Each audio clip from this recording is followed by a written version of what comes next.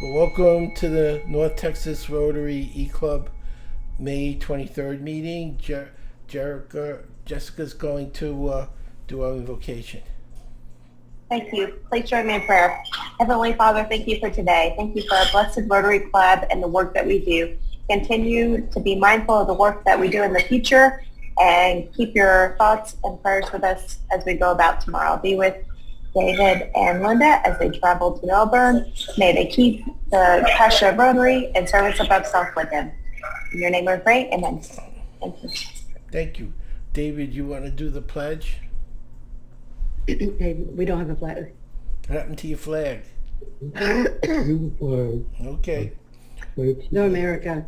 And to the republic for which it Which it stands, stands, one nation, under God, indivisible, with liberty and justice for all. Okay. Is there any new business that needs to be discussed? Well, I was going to induct right now, but I'm going to wait until Davin gets on because Davin? Davin. And so when he gets on, we will induct Okay. Robin. And let's see, two people just wanted to come in. So let's see who they are. Okay.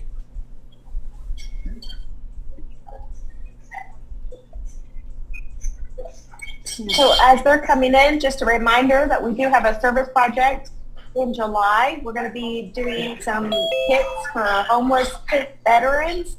We've got some great donations already, so I appreciate everybody that's been given. I'll put the link in the chat box of things that we still have outstanding, as well as my information if you guys want to donate cash, and I'll go buy the supplies for you. We'll be making these kits in person in July with our new district governor. So I do want to take this time too. I see that Kim has logged on. Kim McDaniel is a good friend of mine, my best friend for 20 years or 15 years. Our kids grew up. So thank you, Kim, for coming. And she's new to Rotary and just come to check us out. So thank you.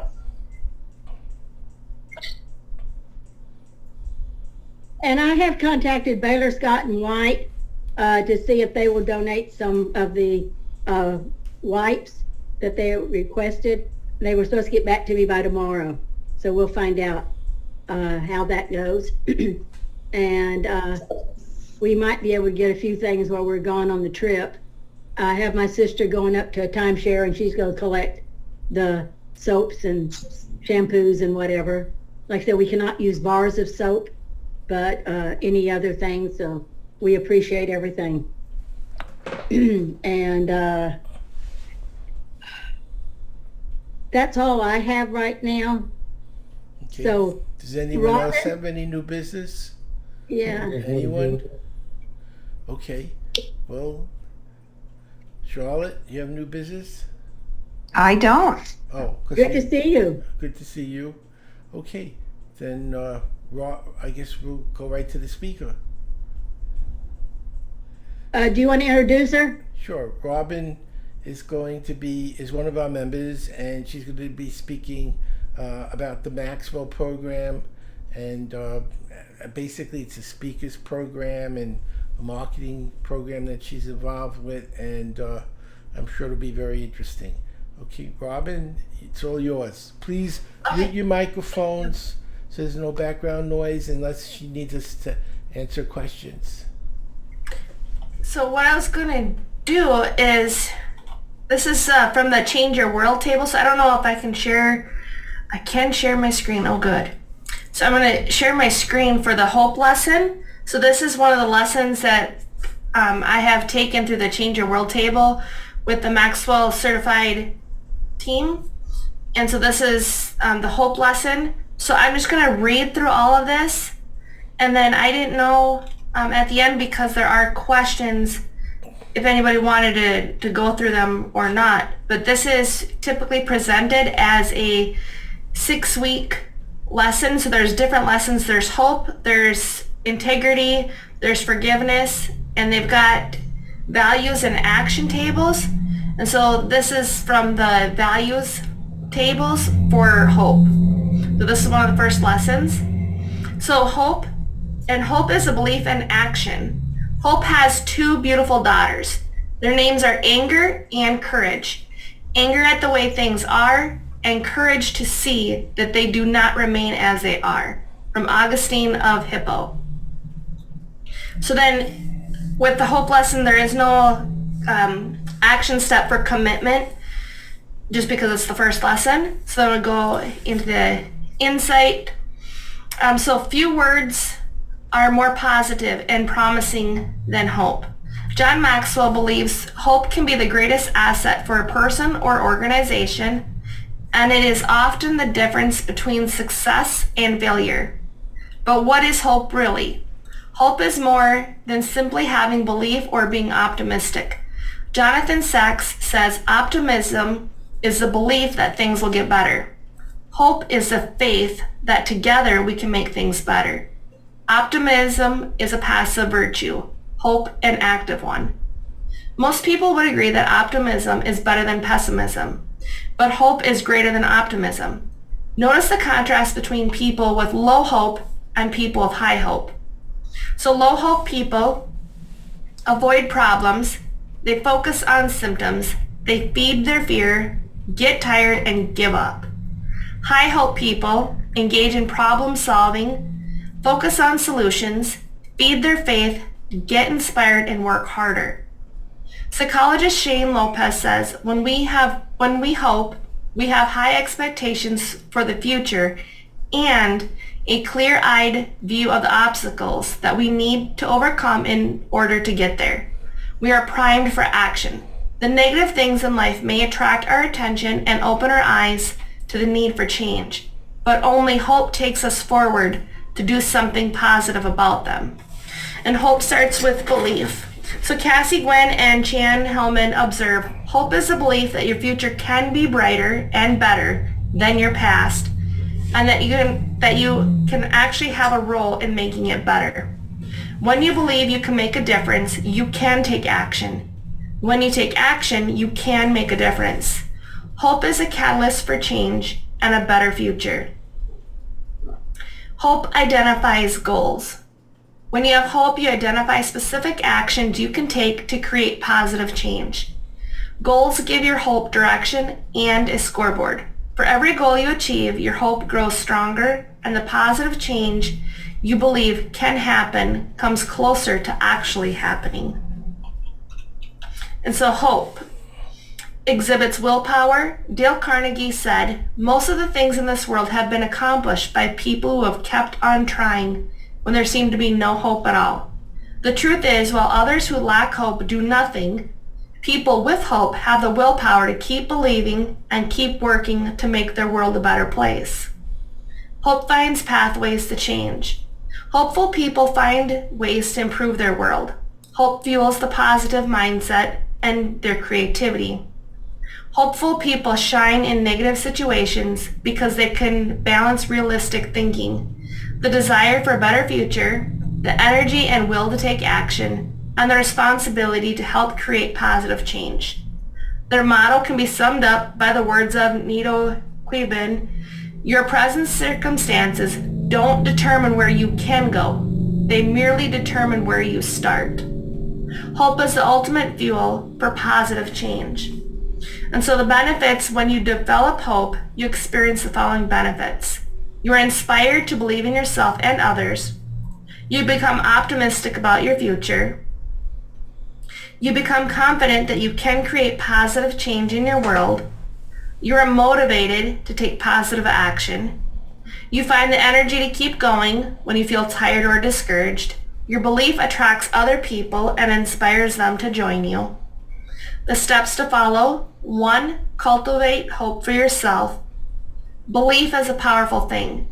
You have much greater control over your ability to accomplish difficult things than you may think. You can improve your life and your situation, but you must believe in yourself to do so. 2. Develop hope for changing your world. All people can do something positive for themselves and others. What can you do? How can you make a difference? If you're not sure, ask the opinion of people who know and value you. 3. Take action with other hopeful people. Hope is contagious. Share your hope with others who want to make a difference. Once you gather a group, take action. Make a difference, small or great.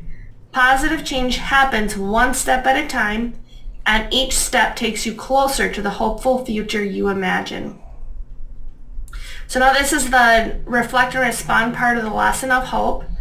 And so typically what we do is take something that's underline something that's important to you, and then you take 1 minute to tell everyone why you chose it and what it's important to you. I don't know if anybody wants to do that in this group. For me, I'll start. For me, it's Dale Carnegie when he said, most of the things in this world have been accomplished by people who have kept on trying when there seemed to be no hope at all. And so for me, why that's important to me is there's a lot of people right now that are lacking hope in the world. They don't believe things can get better, but it's almost like they're throwing spaghetti noodles, hoping that something they do will eventually work to get them out of where they're currently at. And they're looking for all of these things in the wrong places, whether it's a prescription bottle or an alcohol bottle. It's like they're constantly looking for something outside themselves to get better. And the truth is that it won't until they look within themselves. And so for me, a person of high hope myself, I see where this is beneficial to have the hope and to keep working on it even though I have it. So I don't know if anybody else has anything from the hope lesson that stood out to them. Linda, you're muted. I don't know if you're talking to me or not.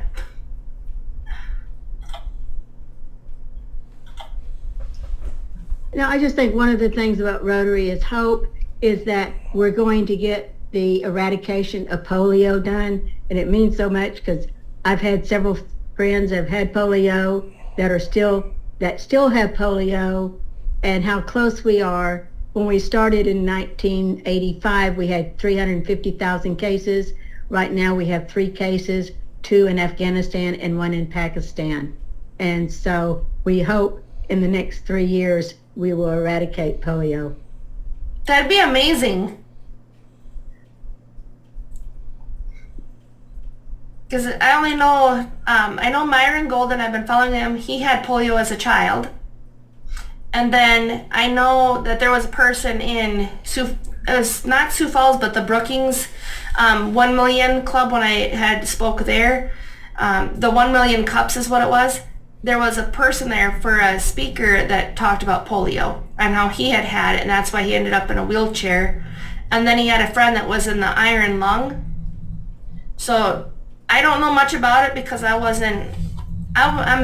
born in 86, so I don't know much about it. I just know it from other people. There was a Rotarian in the Waterloo, Iowa Rotary Club that was in an iron lung, and he passed away a couple of years ago. And then we have a member that's in the iron lung here in Dallas, and we were over there, I guess, about a week and a half ago. But he's lived in an iron lung since 1952, but went on to University of Texas and got his law degree. And he used to be able to get out of the iron lung for about 4 hours, and now he hasn't been out of it probably in the last 6, 7 years, other than maybe just a few minutes. That's awful.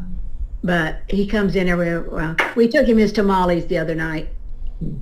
BBC sent a crew over to video him. Yeah, BBC sent a crew over to interview him. And then also we have a great friend that's blind over at the Envision Lighthouse for the Blind. And he's been blind since he was 8 months old. And it's amazing what he does. It's amazing what the people at Envision can do, that it really gives them hope with all the innovations that's available that lets them do work that I can't even do sighted. I mean, it's really amazing. So anybody in the Dallas area, or if they're ever in Dallas, let me know and I can get you a tour. Well, that'll be interesting because I know I'm working on it right now to be there in, I'm trying to think, it's Grapevine, Texas. Grapevine, that's right next to me. I've only been there once and it was hot. When are you going to be there? Let's see, I'm trying to think. It's on one of my papers, I have it here. I do believe it's the first weekend in August. It's August 2nd through the 5th. Oh, you will have wonderful 100-degree weather. Yeah, I was there once before. The only time okay, so I lived in Minnesota for 30 years. I was a little bit off topic on this. I lived in Minnesota 30 years. I went to Texas one time for Discovery Toys Convention. My legs got burnt. And I'm as white as they come, but I went to Texas, my legs got burnt. Never got burnt in Minnesota. No, but no, we've already had 95-degree weather here, and it should be, August is one of the hottest months. I brought my boss here one time in August, and he never came back. So I don't want to go. I'm kind of hesitant on Florida, but I still have hope to attend in for the Discovery Toys convention in August, and then a couple days later to be in Florida for the International Maxwell Conference again. Because actually, this is a great example of the hope lesson now that I'm thinking of it too. I'm sorry if it's not exactly how it's normally presented, but this International Maxwell Conference, I went and I got this coin there that they give everybody, but this coin alone has taught me tremendous amount about what faith really is and about what grace is. And I figured that out when I was on the plane going to Orlando, Florida, and I'm like, I'll tell you about it is when I went to the Maxwell Leadership Conference, on the way there, I was getting so excited, I was nervous. I'm like, one of my things I wanted to go is, I'm like, I want to meet Howard Berg. I'm like, the world's fastest reader. I'm like, come on, like, who doesn't want to meet him? I'm just saying, like, straight up. I'm like, who doesn't? And then the other thing is, I'm like, I want to be able to be around other people who are faster, smarter, got more than I do, so I can learn from them, because Lord knows I wish I was just like a sponge, so I could just take and soak up all the knowledge from everybody, just to ask them all these amazing questions that I think about all day long to myself. And then when I was on the plane, I was like thinking all these different things. Well, when I got there, because I had a lot of hope to get to Orlando, Florida, didn't know how I was going to do it. I got my plane ticket and my hotel room 2 days. And I went first class. Wouldn't recommend the times, but I did it first time in my life because I'm like, I had that much hope. So when I got this coin, for me, off and on, when I've had my down days, I stop and I look at my coin and I'm like, I did it. I know what faith is.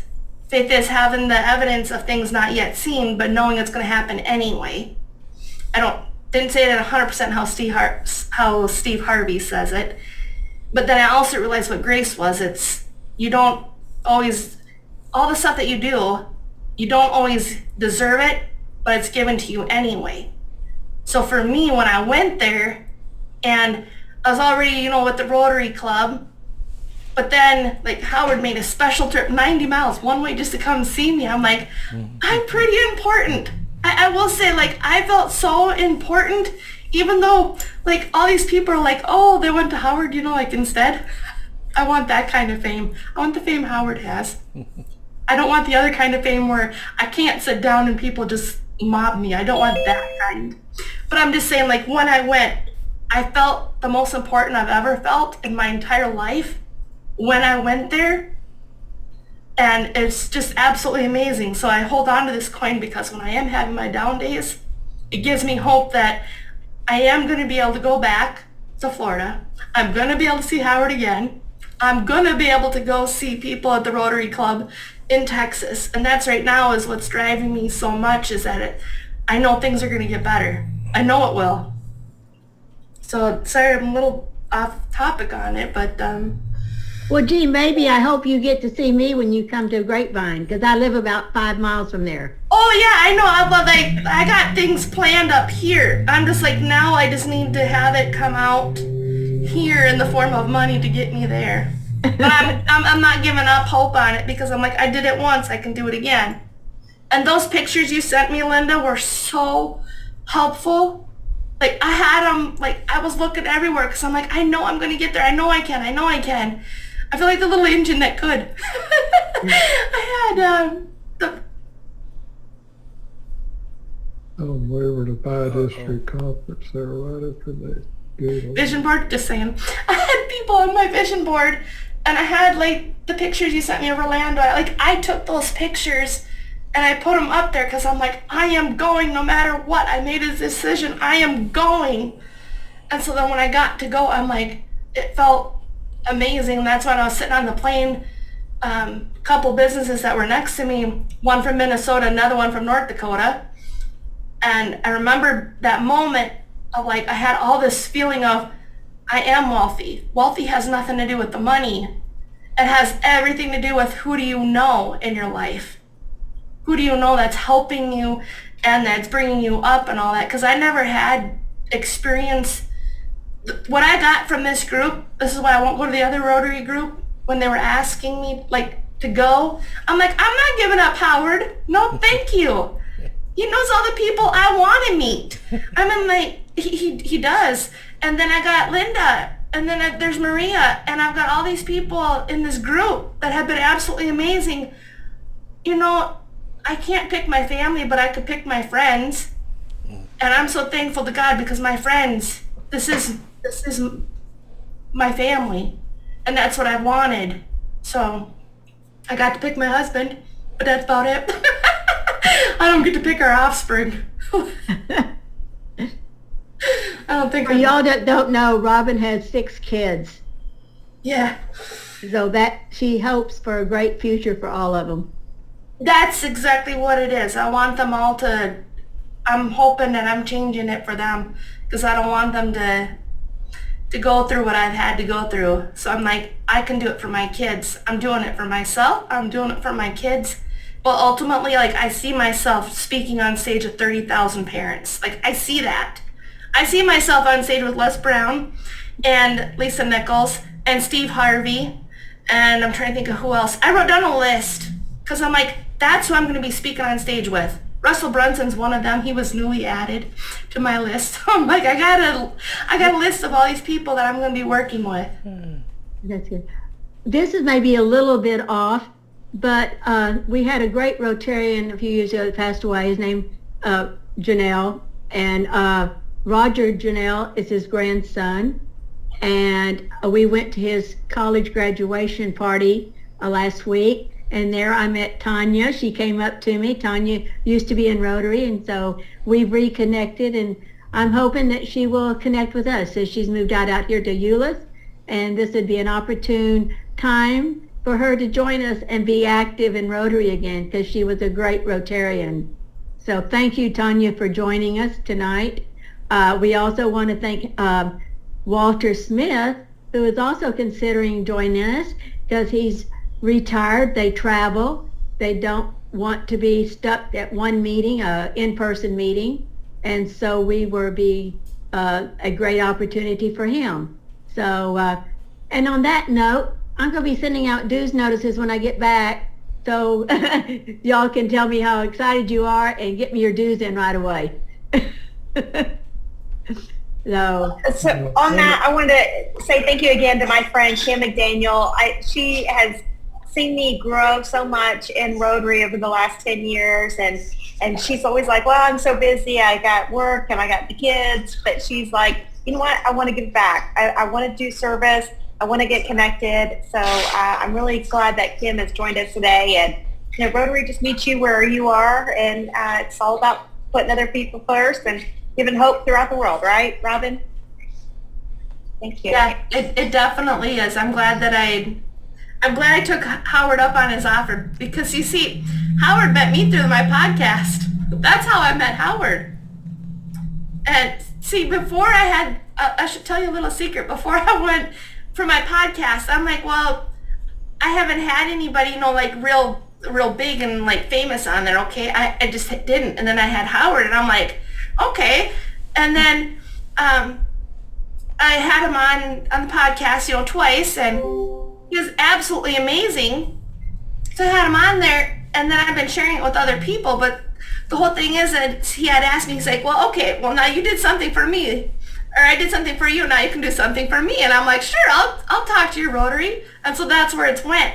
But it's amazing because you can see the heart in Howard, but then also the longer I've been in it, I've also seen the heart through everybody else. And that's what has really helped me a lot. So I appreciate it so much. Well, It's a very Robin- Sorry, I talk about Howard quite a bit. I don't mean to inflate your ego more, Howard. I'm just saying. That's a great Well, group. I want to get off of Howard for a minute, and we want to focus on you Yeah. and induct you as a member of our club now. You passed it. You did a great program, and we look forward to many more from you. And and I think Robin's going to be our foundation chair for next year for our club. Is that right, Rob? And I took it because like Jerica called me and I'm like, I don't know what I'm doing, but I'm like, sure. That was like my thought. I was like, I don't know what I'm doing, and I'm like, wait a minute, no, I can do this. I'm like, sure, I'll do that, because I'm like, I was so happy. I'm like, nobody's ever asked me to do anything except pay them money, and I'm like, I'll do it. But I'm like, I got Linda. She can help me. I got all these wonderful people that are going to help me, so I'm excited. Yeah. Okay. So first of all, I would like to take this opportunity to induct Robin. It says, fellow Rotarians, it is the duty of our Rotary Club to add new members from time to time so that we may not only increase our usefulness and influence as a club, but also to extend the spirit of Rotary throughout the community. Today, I welcome in our ranks and admit to membership Robin Stoltman. Robin, you have been elected to membership in this club because your fellow members believe you to be a worthy representative of your calling and also to possess qualities that will permit you to exemplify the true spirit of Rotary in your public, business, social, and private life. I wish to impress upon you that you have been admitted not only to the Rotary Club of North Texas, but also to a worldwide association, and by virtue of your membership in this club, you will be welcomed into the fellowship of any Rotary Club in the world, which there's about 35,000. The honor and privilege of Rotary membership carries with its duties and obligations. You will be expected to perform your share of club service within your area where you live and to place your knowledge and talents at the disposal of the club in its task of carrying the principles of Rotary into the daily life of the community. So Robin, in the name of the Rotary Club, E-Club of North Texas, I now formally admit you to membership in this club and will be sending you your membership packet. I commend you to you, fellow Rotarians, I commend to you our newest member, Robin Stoltman, and I charge all of you to welcome her. Thank you, everyone. I appreciate it so much. And here's your certificate. If I can get it in front of the camera, I don't know. That's okay. I see the San Francisco Bridge. Yeah, right. Anyway, there's something. We're having video problems. But anyway, I will be mailing you this packet. It has your certificate. It has a Rotary Basics and a few other things in it. And your pen, of course. So Thank you. I will hope to get this in the mail tomorrow before I leave town, before I leave the country.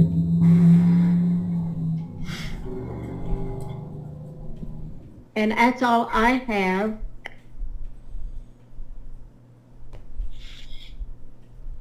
Anybody else have anything? Howard? Just wanted to thank Robin for the kind words that she had to say, and we're very happy to have her in the club. She'll be a great addition, and we hope some of the others that are coming today as guests will consider joining as well. It's a really nice group. For those of you who aren't as familiar with E-Clubs, E-Clubs are a great alternative to a regular club because we don't have a meal. You save about $2,000 a year by not having to pay for a meal. We don't pass a basket around. There's another couple $100 a year. We just have a meeting. We video it. We put it on YouTube. If you can't make it, you can watch the video. So we're not locked into a commitment where a lot of clubs are supposed to be there every week. You could be with us online if you can't make the physical meeting. So it's a very easy group to be part of, and it's a very productive group. It's a lot of very nice people, and I'm very happy. I'm in Florida. Robin's in North Dakota. South Dakota. South Dakota. Yeah, South Dakota. And we have members in New York and all over the country. San Juan, Puerto Rico. Yeah, Puerto Rico. So it's not a spatial thing, but it's very convenient. E-clubs are really a great way to be in Rotary. Plus, I mean, I go to local clubs and I volunteer to do some of the projects there. If I want to get, I did some stuff with kids in the local Florida club in the villages. And so you're not limited to doing things in our club. You could always do something at another club that's closer to your home. But this is a great club to be part of. So I hope some of you will consider joining. With that, let's do our four-way test of the things we think, say, and do. First, Is it it true? true? Second, is it fair? Is it fair to all concerned? Third, will it be Will it be good good friendships? Fourth, will it be Will it be beneficial? beneficial? Now, fifth one is, will it be fun? And I'll tell you, I'm seeing that in a lot of the local clubs here in Florida. So apparently, we may end up with a five-way test because more and more clubs are asking for it to be fun. I want to thank you all for coming. I'm going to call this meeting to a close, and I'll see you in a couple of weeks. Robin, you did a great job. Night, everyone. Good night. Good night. Thanks, Robin. Thank you. Good night.